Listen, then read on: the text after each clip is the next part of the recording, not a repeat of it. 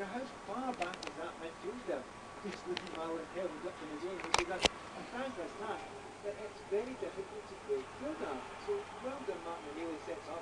The problem is when you're not set up. You see the right back here, look, Neil's just white boots. He's not back, he's not set up. Now, kill yourself to get there. Get there, get there. He doesn't get there. He's too slow. And you don't get the chance to have. So, it looks up at the big screen. Have I made a mistake?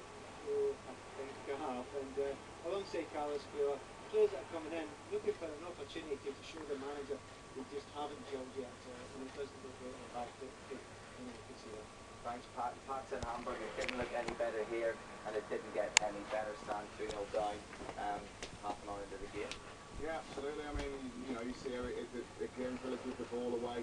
It ends up with that man, Petric, in the classic number 10 position, pops it out wide to Marcel Janssen, that had a good game.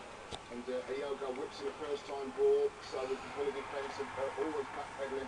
And a really good finish. You're talking about seasoned internationals. Petric and Olic, I think they've got 22 goals between them for Croatia. Two exceptional players. Both assists for both goals were fantastic. They were really good cross, nice and early. Puts the defence on the back foot.